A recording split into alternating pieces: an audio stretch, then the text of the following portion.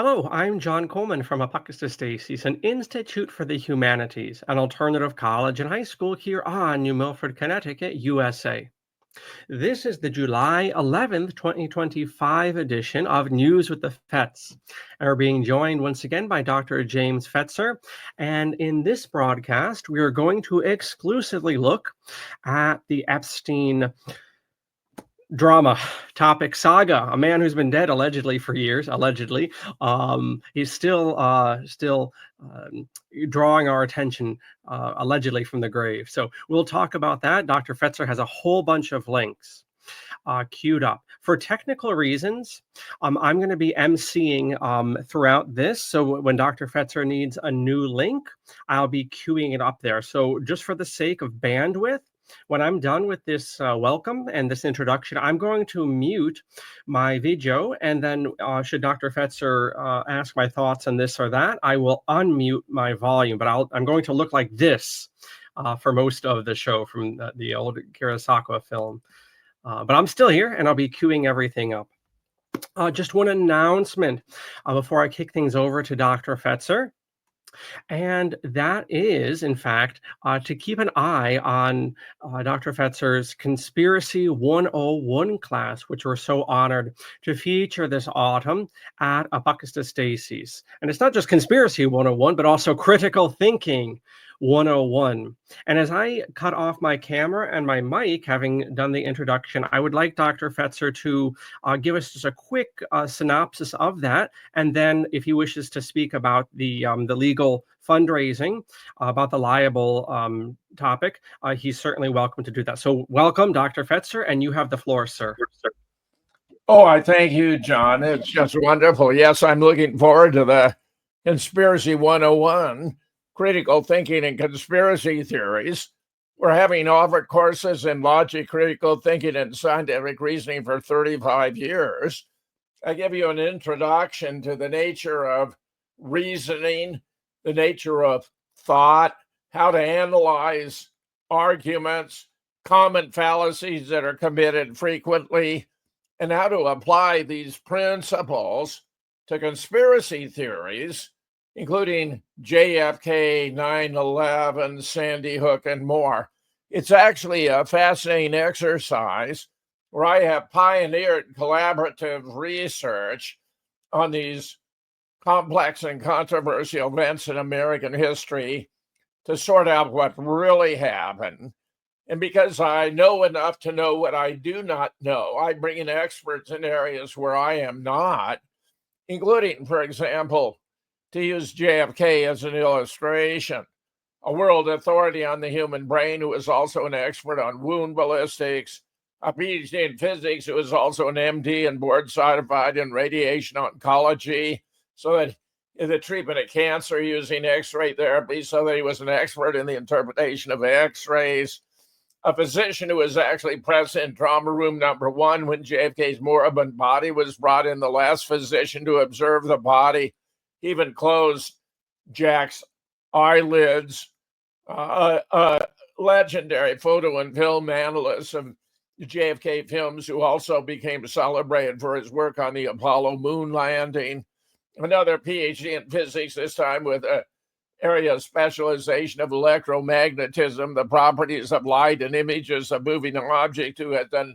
brilliant work exposing how the home movie, the Zapruder film, was actually fabricated from original sources, but then subjected to massive alteration to conceal true causes of death. You're going to learn so much. You're going to be utterly fascinated. It's a 15-week, a semester-long course, 2 hours in the evening on Wednesdays, and I invite you all to consider joining the class. I'd love to have you there. Meanwhile, today, as John has observed, we're going to talk about the Epstein files, and we're beginning with a piece by Pam and Patel, and that's, of course, Pam Bondi and Kash Patel, and the revelation of their method. According to journalist Vicky Ward in 2016, U.S. Attorney Alexander Acosta defended his sweetheart deal with Epstein to the Trump transition team, explaining, "I was told Epstein belonged to intelligence and to leave it alone."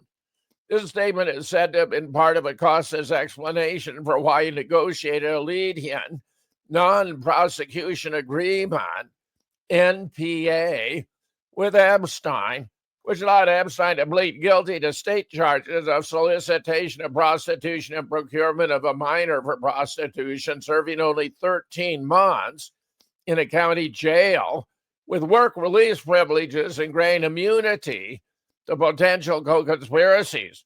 Trump, nonetheless, nominated Mr. Acosta as Secretary of Labor, where it was confirmed in 2017. Now, that's a pretty big clue as to what's going on here, that Epstein was intelligence. The next story is State of the Nation. John, you can flip. Welcome to Waterbury, the city that holds secrets that could bring down Trump, by Wayne Madsen and Andrew Craig. Wayne Madsen, longtime investigative journalist, and this was just published on July 9th. A woman whom Donald Trump and Jeffrey Epstein allegedly sodomized and raped at the age of 12, along with at least one other underage girl at a Midtown Manhattan townhouse in 1994, is alive and trying to maintain obscurity from alt-right operatives who have identified her in her current residence. The Wayne Madsen Report and Justice Integrity Project are revealing here for the first time the story of Maria, who was identified as such in two 2016 federal civil lawsuits brought against Trump and Epstein by another underage victim of the pair, Katie Johnson, a.k.a. Jane Doe, the product of a month-long investigation that took us to the site of the girl's kidnapping in Waterbury, Connecticut. This information comes from confidential sources in multiple states. They've been pursuing the Maria story since the 1994 incident was first referenced in Johnson's lawsuits. Johnson dropped the suit after she became the victim of physical threats by individuals claimed to be Trump supporters, according to her account in court records.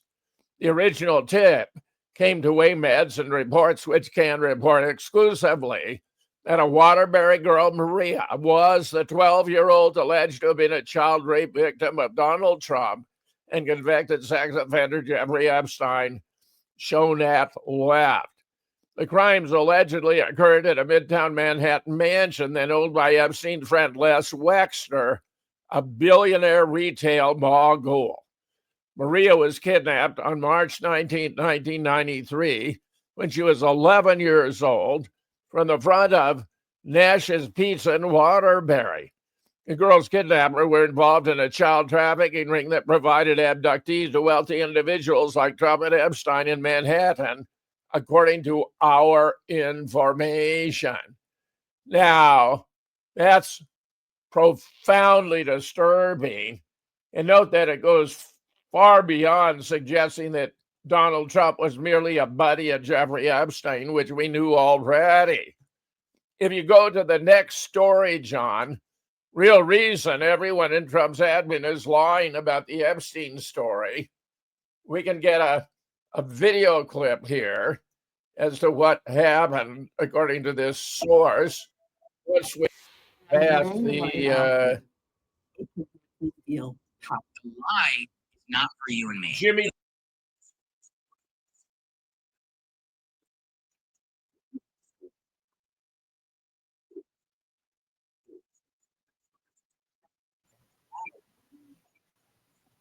Just hang in there, everyone. I'm just bringing this up here. I have to queue up every link here you see in order to get the audio, so just bear with me here. Dr. Fetzer, if you would let us know where we could assist you with the legal fund as I bring this into focus here. How does that go? Very, very kind, John. Yes. Well, the fact is that as a collateral aspect of my expose about Sandy Hook, there's a group that is mass murder to promote gun control and still raking in $1 million a month in donations from gullible Americans who believe it was real. A second group are, as it were, friends of mine who have reached out to me and wanted to support me because they feel that I'm being abused in the judicial system, including two of the alleged decedents, Emily Parker and Victoria Soto. One, a young girl who was supposed to have been shot and killed, the other, a teacher who valiantly gave her life. They are supportive of me, and through a mutual friend have shared with me a great deal of information about the case, including data I did not previously have, such as the FEMA Connecticut schedule showing this event is exercise L366, right on the schedule with other FEMA events, where they even sent out a map showing how to get from Bridgeport down to the Dickinson Drive where the school was located. And then a third group is the other Sandy Hook parents who don't take much of a role. They're largely inactive in all of this. But it appears that the Promise people have hired a character assassin to attack me, and he's now done so with over 650 very vicious, sadistic videos, me and colleagues of mine who've spoken up on my behalf. His name is Victor Hugo Vaca Jr., and it's created quite a situation here where I'm filing criminal complaints against him with the Dane County District Attorney, but I'm also going after BitChute and Rumble, who are allowing all these videos to take place in spite of cease and desist orders that I've issued to them, and now I'm going further. And I just say, if you want to assist, I'd be grateful if you went to givesendgo.com/funding Fetzer. Givesendgo.com/funding Fetzer. Will you get an explanation of the story I'm sharing here and now? Meanwhile, we have wonderful here, the real reason everyone in Trump's admin is lying about it. Go right ahead. You can play that, John. Yeah. As in, what is the purpose of this entire thing? Why does it matter that it happens right before the Israeli prime minister comes to Washington for the third time? So here's an interesting take. Our friend James Lee, who we should have on the show. I keep forgetting to invite him on. We should have him on. He does great work. So Tucker, and here's another clip from Tucker Carlson, and Sagar and Jetty comes up with a great theory on why they're lying. So everybody knows they're lying. Everybody knows that Dan Bongino, Pam Bondi, and Kash Patel, and Donald Trump and they're all lying about Epstein. They know this now. Everybody knows. And so why? So why would they tell a lie that they know everybody knows is a lie? And Sagar has a great theory. Here it is. You have to listen to this exchange between Tucker and Sagar because they expose the exact purpose why the Trump administration has to cover up the Epstein files. The whole thing that this tape shows he didn't kill himself is like a joke. But worse than that, it's a joke that we all get. Like, they're not fooling anybody. So I feel like we're at a dangerous point now. Yeah, I agree, because the lie is more it's not, the lie at this point is not even part of trying to convince any of this is true. Yes. The lie is a signal to everybody else involved in the scheme that to the ultimate ends, the United States government will go to protect all of you. Yes. And that's the for Man, what is that smart purpose? Can you say that again? Okay, Yes. so it's a signal. The lie is not for you and me. The lie is for those implicated to say, no matter what, we will protect you. And then we have to start asking the question, why? As in, what is the purpose of this entire thing? Why does it matter that it happens right before the Israeli prime minister comes to Washington for the third time? Ooh, a lot. So let me bring in Nick. Nick, do you agree with that theory? And take it from there. I definitely think that's part of it. Our system, as I said earlier, and I think that you understand, is rife with blackmail. Rife with blackmail. There was a Senate or a Tennessee federal representative.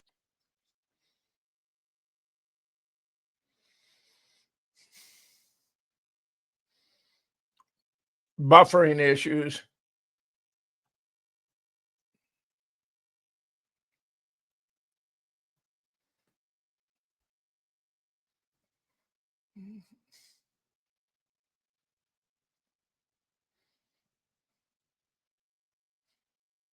Representative named Tim Burchett, who came out last year and said, my colleagues are being caught up in honey traps. This isn't just the KGB. This is happening in America. And what is being protected is powerful men, but what is also being protected is an entire political system.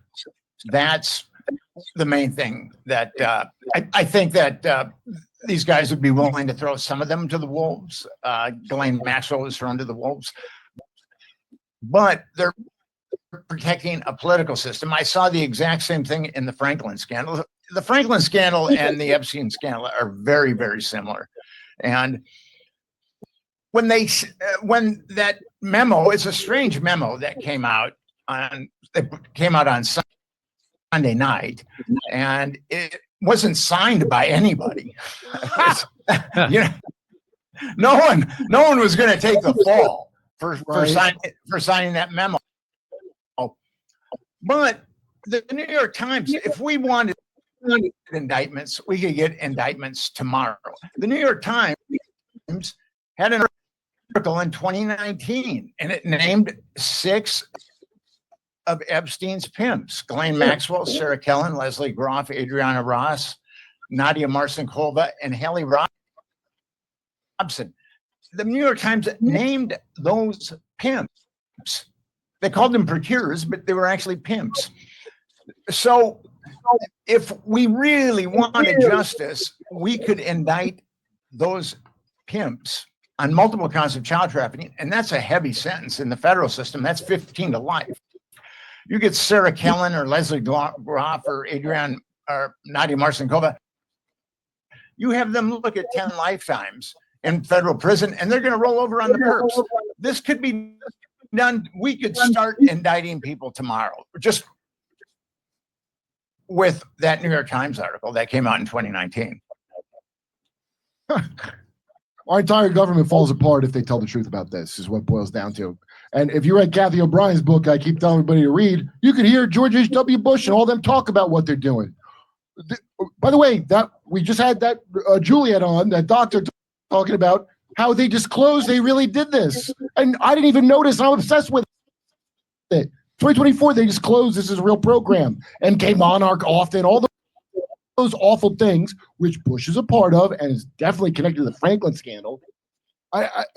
They get away with it every time. Reagan had an Epstein named Alfred Bloomingdale, the Vicky Morgan tapes, and nothing happened. Of course they think they can get away with it. They always do. Well, go ahead. Go ahead, Jimmy. No, you go ahead, Nick. And we have to stop them. A government that covers up child trafficking, in the very least, is aiding and abetting child trafficking. And we would never trust an individual who is aiding and abetting child trafficking. So how can we even begin to trust our government? That's a great point. That's committing these heinous crimes. I mean, and we have to, as Americans,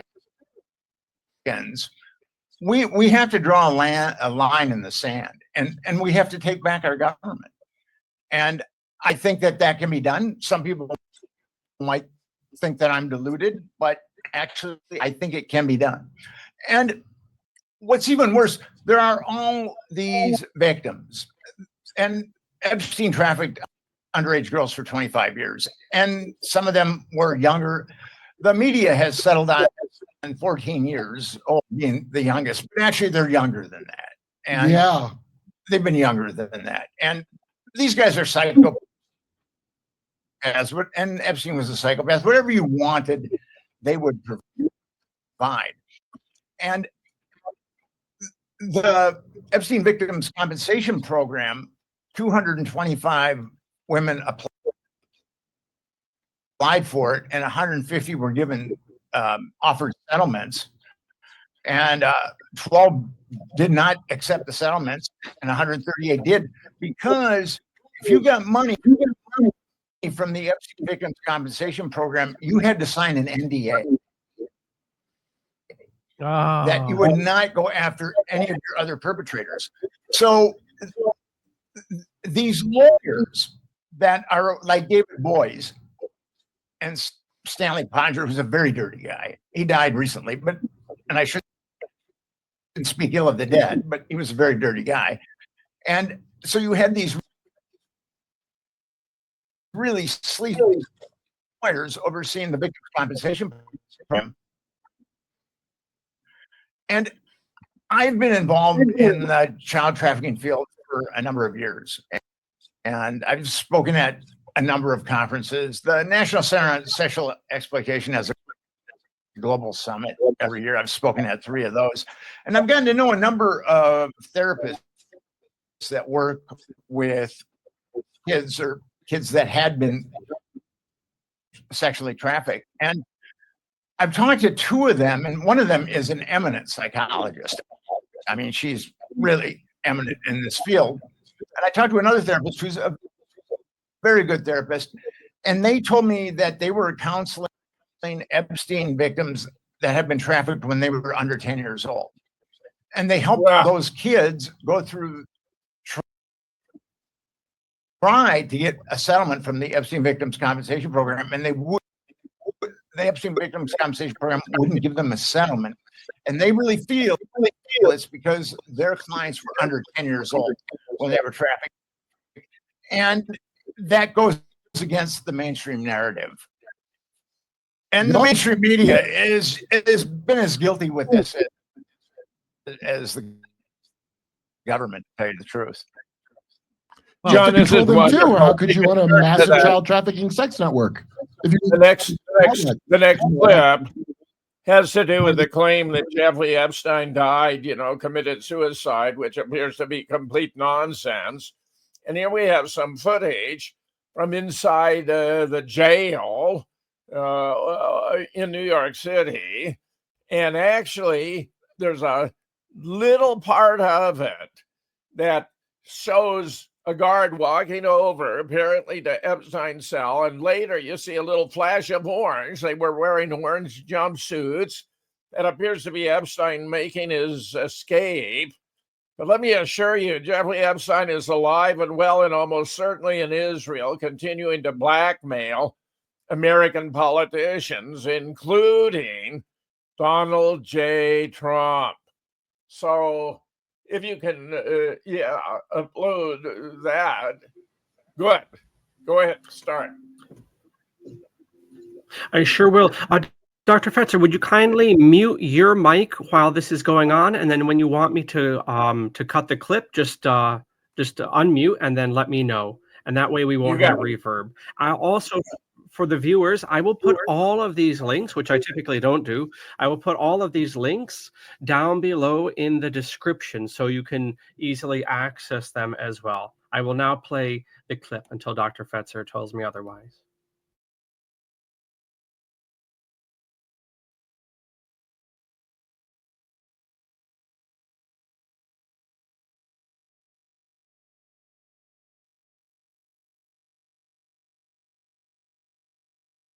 Talking about the 1 minute that's missing from Jeffrey Epstein's footage. We're talking about the mystery man that appears after lockdown. Who is it? We'll try to get into it because it's not mentioned in the 2023 OIG report. Now, just yesterday, we already talked about the DOJ FBI that was obtained Axios saying that Epstein killed himself, that you guys should stop making conspiracy theories because Kash Patel and Dan Bongino would never lie to you. Even though previously they said, yeah, it's probably there's a cover up. Now they're saying there definitely is no cover up. And in fact, the FBI director, Kash Patel, went on Joe Rogan to tell everybody, you guys are crazy. And we're going to release the inside the jail cell footage proving it. And you're going to get the video of the cell and you're going to see for yourself. And we will never be able to convince everyone. So apparently we're going to get footage of the cell, which is why when the DOJ dropped a 10-hour video during the time of Epstein's death, people understandably thought this was footage of his cell. Here's what this looks like. It's CCTV footage, but this is not actually Epstein's cell, nor is this door. This is footage of a common area. Epstein's door is way back over here in the corner. You can't see it from this footage angle, but you'd understandably not know that because of the way Kash Patel made it sound. He made it sound like we're definitely dropping the real video. You're going to get outside a periscope view of Epstein's cell. There's just no way that you could have run an op and had people go into that cell and not have any video of it and not have any people come out and say, hey, yeah, I saw that guy. He shouldn't have been there, the guard or this guy. There's just no access points into places like this in the detention center he was in. If they had gotten into the cell, you would see it. But we were told that the cameras were down. Well, I don't know who said that. But that was in the news. Yeah, it was in the news. It's also in the OIG's actual report. Like the government report admits that most of the cameras were not recording. Now, I'm going to show you which cameras were and were not reporting. I'm going to show you the exact angles of these cameras. But I want to draw your attention to one of the weirdest things in all of this footage, which is just the fact that there's a minute of it missing. You're going to want to look at this time and you'll see in about 3 seconds, it will jump and the framing will change. So there you can see there was a cut or some kind of edited footage. And it obviously begs the question, why is there a minute missing from the FBI's like prove it tape? But also, what does this tape even prove? As I said, this is not Epstein's cell, nor is this his cell. We're going to show you what that actually looks like. Here's the framing we see. And now we're going to compare that to the official report, June 2023, of Epstein's cell. They lay out a structure of the jail cell and the jail itself. And here you can see it's a two-leveled system. There's a lower tier, there's an upper tier, and Epstein was in the L tier, okay? Here is where the camera actually was that we're seeing.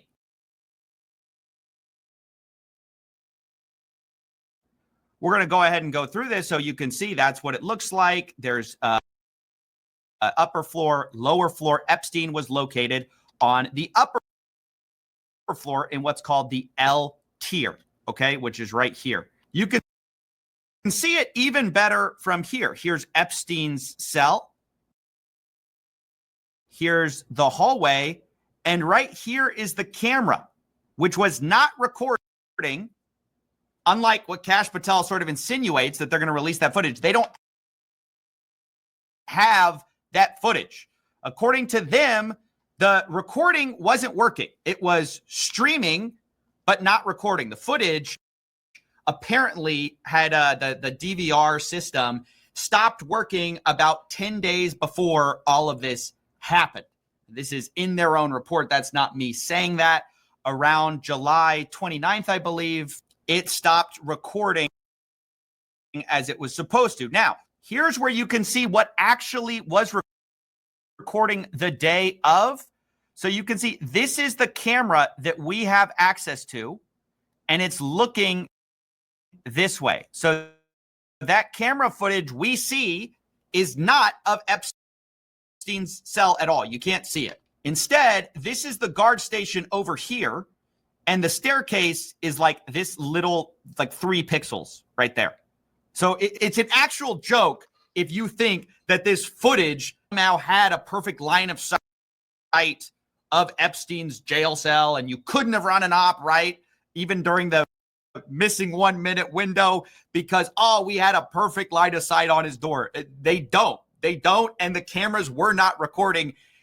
As testified here, and it's crazy, the FBI director is spreading misinformation, going, I don't know who told you that. You guys told us that. These cameras right here are streaming, but not recording. You can see it right there. There's Epstein's cell. That's the camera that would have been on him. It's not there. And yet he goes in front of millions of people and tells people otherwise. It's so irresponsible. The cell. And if they had gotten into the cell, you would see it. But we were told that the cameras were down. Well, I don't know who said that. But that was in the news. Yeah, again, it wasn't just in the news. It was in the government's report. Okay, so that's that. So now we're going to see the camera that we're actually getting footage of, right? So this is a video. You can see that's cell 46. Here's the camera that was recording, and you can see it highlighted here. You'll also be able to see that the staircase is partially obstructed because of this wall right here, okay? So these tiny 3 pixels are seeing the edge of the staircase. Here's where they even highlight it for you. Again, this is not my diagram. This is the government's own diagram. This is the stairway to Epstein's cell. Here's the officer station, as we stated.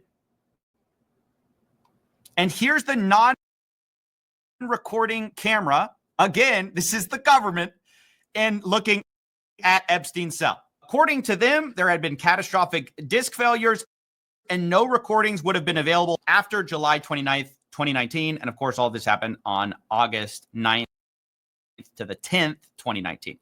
Now, an important thing is this mystery man that comes up in the footage, because previously I was kind of thinking this footage kind of didn't show anything. It definitely doesn't show that nobody was there because you can't really see it. The important cameras are missing, and there are ways to get in or through the staircase without people seeing you, which we'll kind of go over here. I think the idea that this was a perfect view of the staircase is just completely wrong, obviously. But there was also a whole narrative by the government that everybody was in their jail cell by 8 p.m. This is according to the staff. They say at approximately 8 p.m., August 9th, all inmates were locked in their cells for the evening, and there was no indication that any other inmate could have gotten out of their cells. Epstein didn't have an inmate, so hence the idea is there's no way anyone could have gotten in there because everyone was locked up, right? Of course, we know now that some of the guards allegedly were either asleep or they deny that and they say they may have dozed off. Either way, what is for sure is that they didn't perform their checkups on the inmates. In fact, they falsified records to this, and they say no CO had checked on Epstein from approximately 10:40 p.m. on August 9th until 6:30 a.m. when Epstein was found. But this 10:40 p.m. is going to become extremely important because it turns out there was someone, what looks to be an inmate, out of his cell at 10:40 p.m. And the question is, who is that person? You can see this at 10:38 p.m. Remember, everyone's supposed to have been in their jail cell for 2.5 hours at this point. No prisoners. You can see a guard goes over to somewhere out of sight. We can't see it. None of the cameras were recording except for this one. And then moments later, we see a little bit of orange near the staircase. Now I'm going to have to zoom into this. It's extremely hard to see, but you can see a little pixel of orange makes its way up the staircase, right? And then we're going to see the guard return to his chair, ostensibly locking someone up maybe at that time. But who is that person, right? Because previously we were told that everyone was in their jail cell at 8 p.m. 2.5 hours later, the guards take someone up, or it looks like that. You know, it's hard to see, but there's some sort of orange something going up the staircase to Epstein's cell block. But then if we cross-reference that with this recent memo, we can surmise who that was. It says the FBI's independent review of this footage confirmed from the time Epstein was locked in his cell around 10:40 p.m. on August 9th until 6:30 a.m. Nobody entered any of the tiers of the shoe. So we're supposed to believe that Epstein now is that guy, the mystery man, who's outside of his cell 2.5 hours after lockdown. It's just sort of tossed in this memo here without any explanation, but it's never mentioned in the OIG's original report in 2023. In fact, the only thing that is mentioned is that Epstein was allowed an unmonitored phone call, which was against the rules, but he was allowed it anyways, and he returned to his cell after the call, which was at 7 p.m. So again, we were led to believe he was in his jail cell at 8 p.m. by the official report, and now the FBI's kind of come out and in one line I said something quite remarkable, which is that several hours later, Epstein's returning to his cell, or somebody is. All we know, at least from this footage, all you can actually surmise from this is that somebody walked up those stairs at 10:40 p.m. with the guard, because the guard leaves his desk. Some orange jumpsuit goes up there, and then the guard comes back to his desk. Now, I want to be clear. The OIG report mentions 10:40 p.m. several times as basically the last time that a CO checked on Epstein. That's how it originally was framed. In fact, instead, they basically say that Noel, one of the guards, was actually carrying linen or inmate clothing up to the L tier, which was the last time any CO approached the only entrance to the shoe tier in which Epstein was housed. So their theory at the time, I guess the theory was they were carrying up, they say inmate clothing. Basically, the idea is they're carrying up an orange jumpsuit. And that's why you see orange there at 10:40 p.m.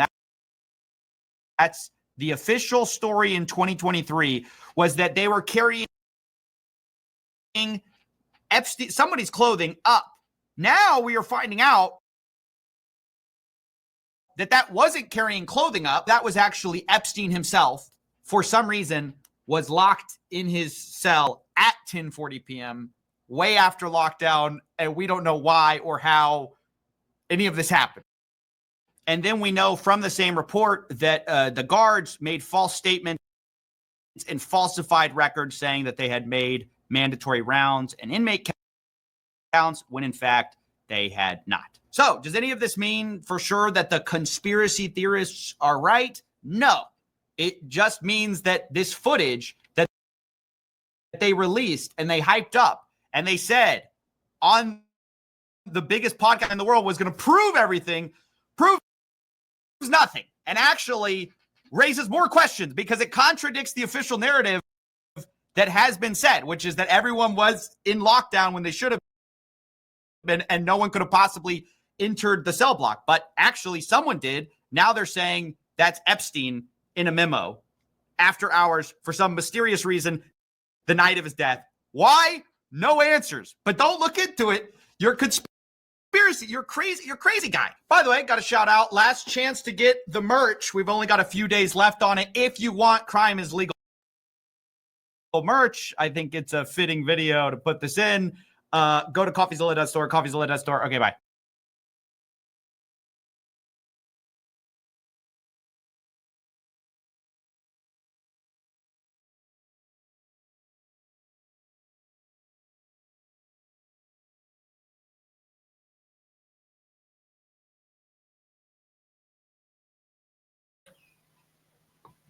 Sure, Dr. Fetzer. Dr. Fetzer, would you start again there? You're muted. Sorry about that. You're muted. I've done it a thousand times myself.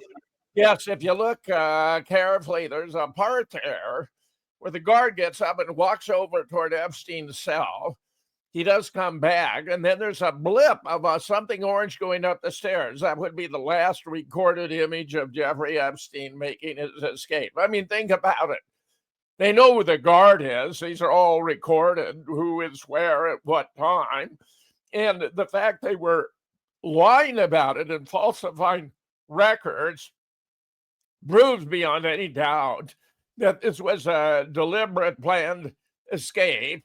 And the idea that this Kash Patel guy, who, believe it or not, is our director of the FBI, is participating in this cover-up.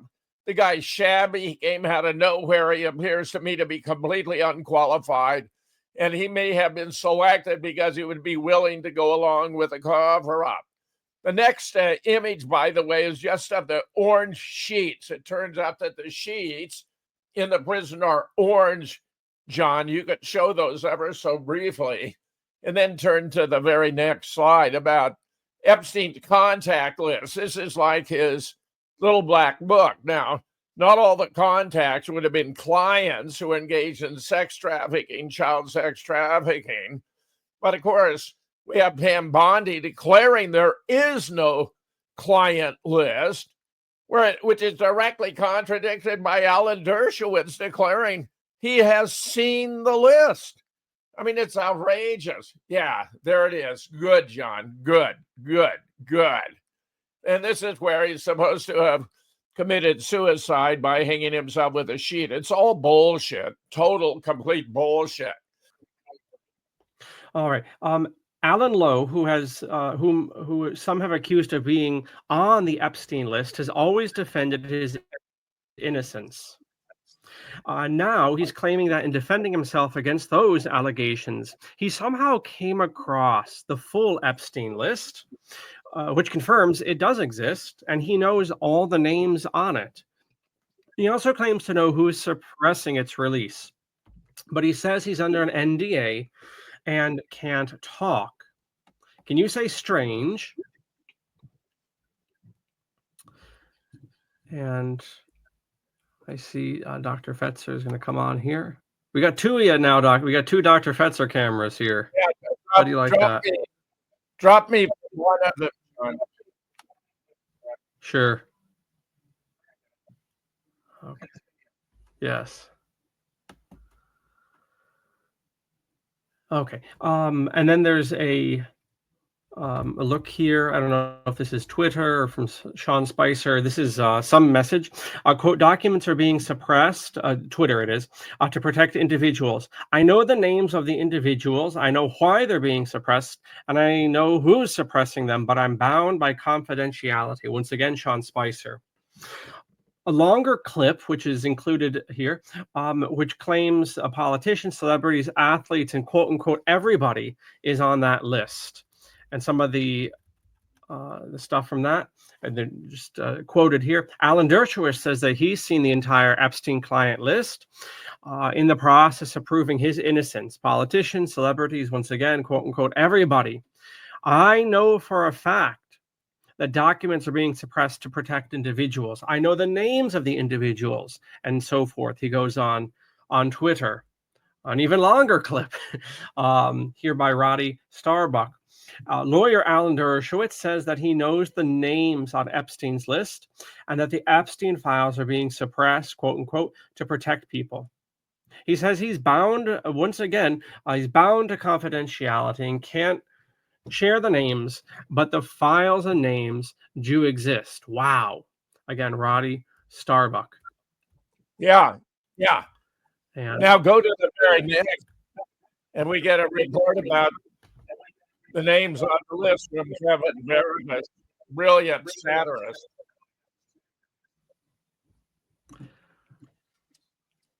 Okay. And is that, Dr. Fetzer, is that from YouTube, you say? That's breaking client list release features America's biggest names, Kevin Barron. Yes. On the list. Okay.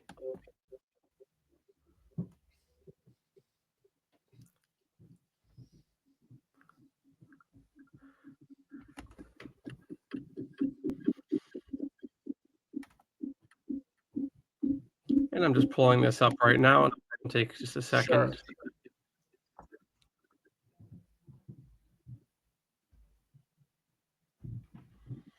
Thank you to the audience for your patience this week. You know, there's some tech hiccups. That's all. All right, Dr. Fetzer, you ought to see it on camera shortly.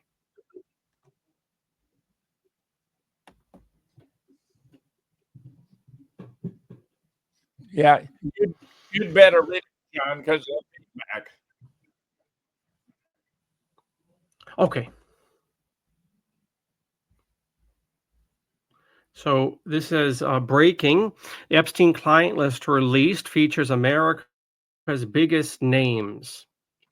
And this is by Kevin Barrett, subtitled appropriately, "You Will Be Shocked." I suspect an AI picture here. Okay. This is from Dissociated Press, which I must look up after we're done filming. Here we go. Attorney General Pam Bondi called a press conference this morning to announce that Jeffrey Epstein's client list has been located. She said she had accidentally misplaced it on her cluttered desk under a crumpled grocery list besides a scanner partially hidden by a charging station with tangled cords and devices. As Bondi started to read the names on the list, and obviously discomfited President Trump interrupted her.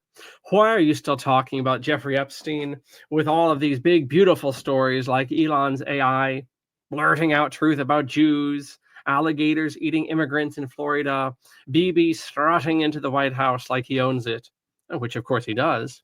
"Why do we have to keep talking about this creep Epstein, the mention of whose name is so visibly embarrassing to me?"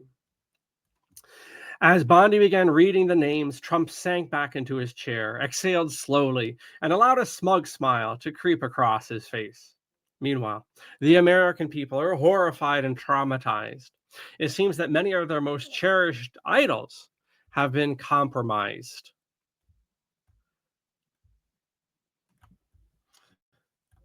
Okay. And of course, this is sarcasm here.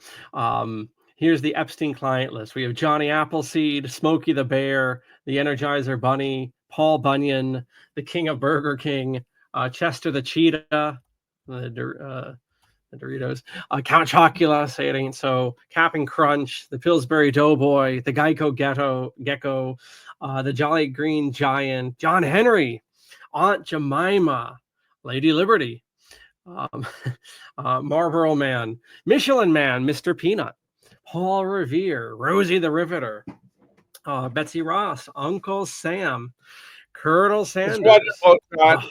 It's wonderful, John. There, yeah, just give us that last image. Yeah.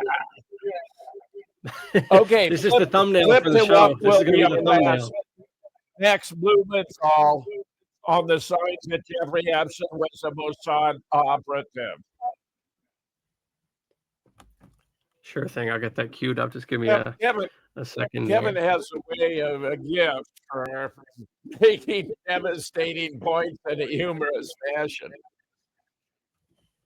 Yeah, well, that's good to have that humor there, and it really does shine a light on things in the irony of it all. Yes. All right. So I'm just pulling this up now. This is the YouTube one, correct?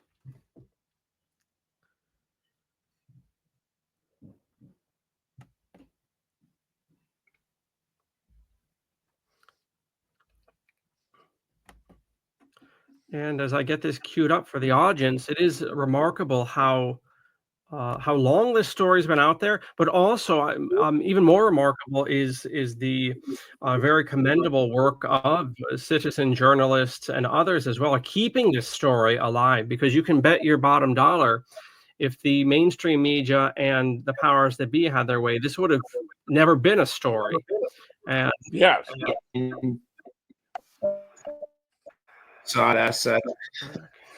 Well, Alex Acosta, the Florida prosecutor, said that he belonged to intelligence. I think he was told to basically retract that comment. A Saudi passport or a Saudi ID card was found in Jeffrey Epstein's belongings, among his belongings after he died or supposedly committed suicide. His partner, his wingwoman, Ghislaine Maxwell, who was convicted of trafficking minors to him exclusively, not to anyone else, was the daughter of Robert Maxwell, who received practically a state funeral in Israel. What had Mossad chiefs at his funeral, and his last phone call was to Samuel Pisar, who was the father and the stepfather of Tony Blinken, who was his fixer, who was also the head of the French Jewish lobby. Robert Maxwell was definitely a Mossad agent. So there are all these connections to Jeffrey Epstein through Mossad. Really, ultimately, Jeffrey Epstein's ultimate legacy was helping elect Trump by convincing a bunch of low IQ MAGA dupes that Trump was going to take on the deep state and release all these Epstein files. And at the end of the day, as Trump himself said, Trump didn't want to ruin a bunch of lives by releasing what he considered phony material, which could have come back and harmed him. No one was closer in U.S. politics to Jeffrey Epstein than Donald Trump. Why did anyone think that Donald Trump was going to be the one to expose the Epstein network? Well, they were dupes. They were bamboozled. They were took. They were the butt of a P.T. Barnum joke. And now, I mean, I just look at them and laugh as I see this gigantic online social media meltdown of MAGA. Here's Trump yesterday at a cabinet meeting, very defensive. Chris has edited this down. Very defensive when this issue was raised. Chris. Are you still talking about Jeffrey Epstein? This guy's been talked about for years. That is unbelievable. Do you want to waste the time, and do you feel like answering? I don't mind answering. I mean, I can't believe you're asking a question on Epstein. In February, I did an interview on Fox, and it's been getting a lot of attention because I said I was asked a question about the client list. And my response was, it's sitting on my desk to be reviewed. Also to the tens of thousands of video, never going to be released, never going to see the light of day. To him being an agent, I have no knowledge about that. We can get back to you on that. And that's it on Epstein. Well, she has driven a wedge down the middle of MAGA because you're right. Many people believed Trump ordered it released. A federal judge ordered it released. She herself ordered it released. Now they're saying the list doesn't exist. I don't think people that are involved in this issue believe that. But I'm just fascinated with Epstein's international connections, and you just outlined them. I forgot about Robert Maxwell. Well, hey, maybe there's nothing there.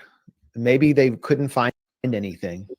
That's a possibility. But Pam Bondi said that there was this black book showing that hundreds of people had been involved in raping minors. She said this on camera.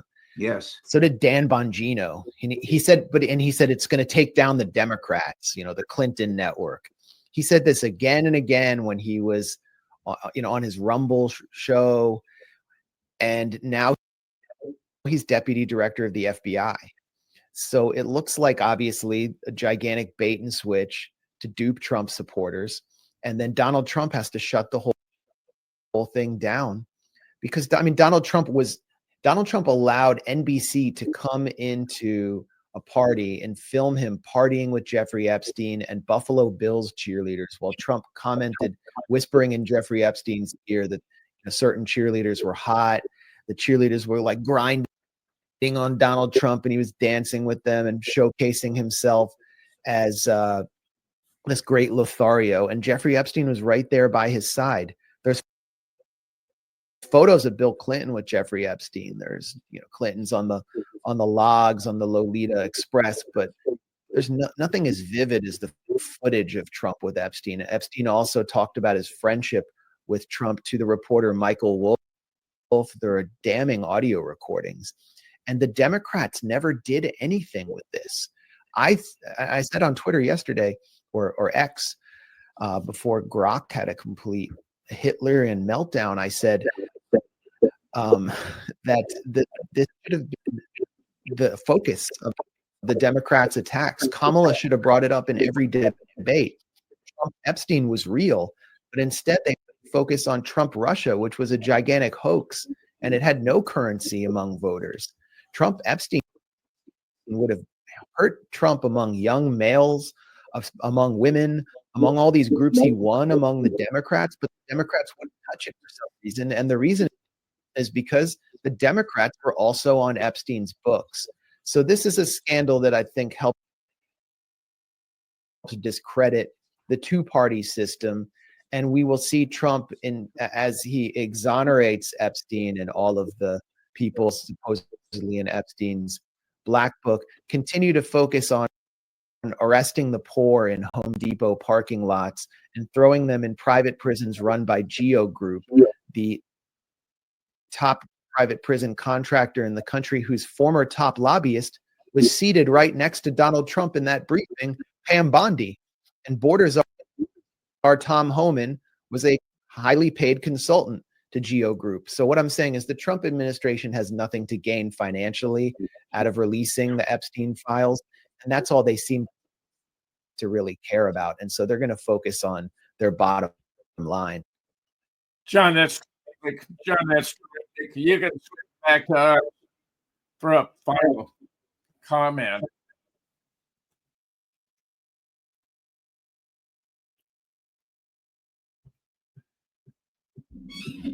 John, this scandal has destroyed Mecca. No one had confidence in Donald Trump, Cash Patel, Van Bongino, Pam Bondi. Devastating. The American people are entitled to know the truth, and we are doing our best to bring that to them. Thanks for this opportunity once again. I enjoy our shows together, John, and I look forward to our next. Yes, absolutely. As do I, Dr. Fetzer. Once again, to the audience, thank you for your patience with the technical hiccups here, and I hope the audio broadcast came across all right with those. I will put all of the links provided by Dr. Fetzer in the description, so you can go over those at your leisure down below. And finally, also down below is the fundraiser for Give, Send, Go for Dr. Fetzer, his books, and also the sub-site for the Conspiracy 101 and Critical Thinking course that we're so honored to run this autumn. And thank you, audience, for your attention, and especially Dr. Fetzer, thank you for your insights in this latest update. My great pleasure, John. Thank you for featuring me once again.